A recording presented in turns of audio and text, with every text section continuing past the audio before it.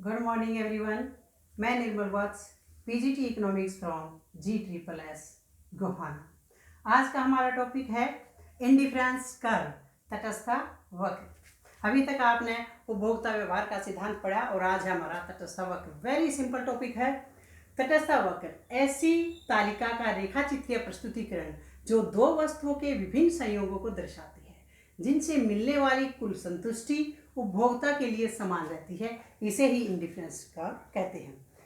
चाहे संयोग A, B, C, D कोई भी हो, सब पर उपभोक्ता को समान संतुष्टि स्तर प्रदान होता है। आप इस डायग्राम की सहायता से समझिए। O x एक्सिस पर हमने एप्पल्स लिए हैं, O y एक्सिस पर हमने ऑरेंज लिए हैं।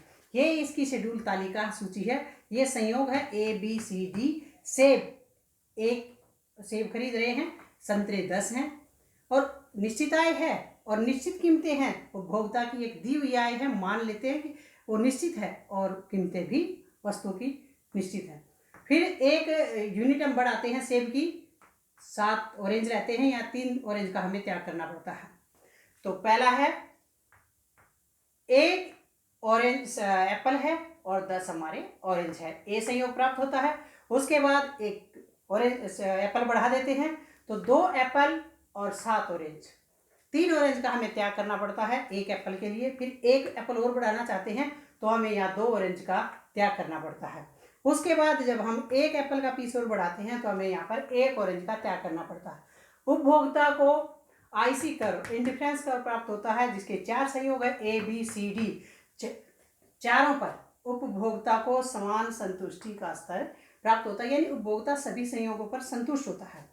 तटस्थ मानचित्र क्या है? तटस्थ मानचित्र ये आईसी कर्व, इंडिफरेंस कर्व है। ये इसे थोड़ी ऊंची सेटिस्फेक्शन का है। ये तीसरा है।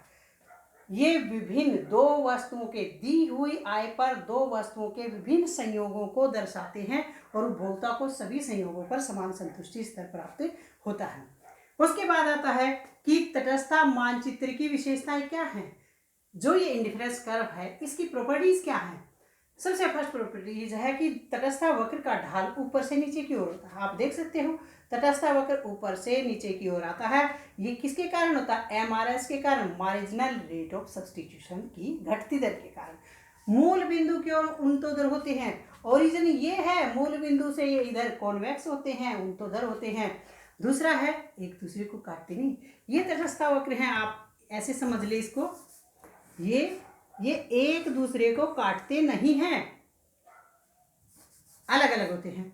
ऊंची तटस्थ वक्र ऊंची संतुष्टि स्तर को प्रदान करते हैं या दिखाते हैं। ये जो आईसी है, इससे अगर ऊपर आएगा तो उपभोक्ता को अधिक संतुष्टि मिलेगी, क्योंकि यहाँ पर क्या है, ये जो संयोग उसे प्राप्त हो रहा है, तो ये क्या होगा, यहाँ लोगे तो बढ़ा हुआ मिलेगा। यहाँ पर वो अधिक वस्तुओं को खरीद सकता है।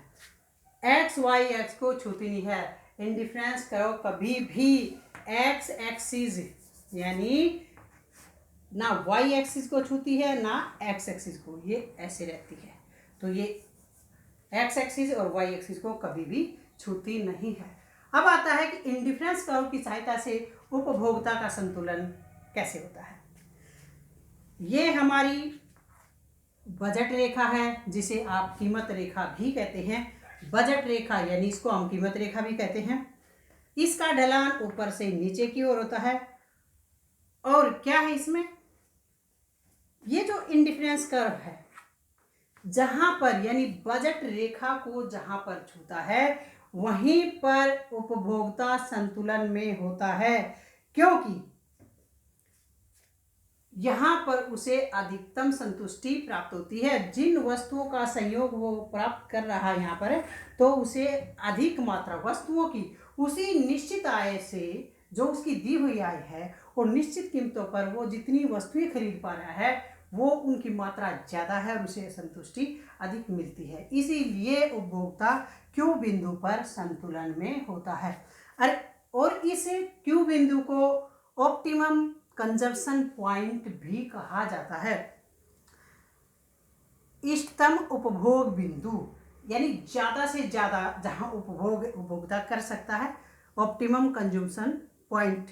एक दिष्ट अधिमान, इसे उपभोक्ता का एक दिष्ट अधिमान भी कहा जाता है, क्योंकि विवेकशील उपभोक्ता हमेशा ही वस्तुओं की अधिक मात्रा को वरीयता देता है, क्योंकि वो मानता है कि जो उसकी आय है उस आय को निश्चित कीमतों पर दो वस्तुओं पर लगा रहा है, खर्च करता है, तो चाहता है कि ज़्यादा से ज़्यादा वस्तु उससे प्राप्त हो और उसे मैक्सिमम सेटिस्फेक्शन मिले।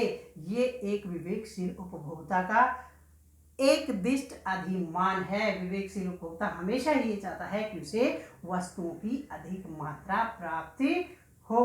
तो आज के इस टॉपिक में इतना ही, बहुत ही आसान टॉपिक था जो आपको एक बार देखते ही समझ आ जाएगा। Thank you very much.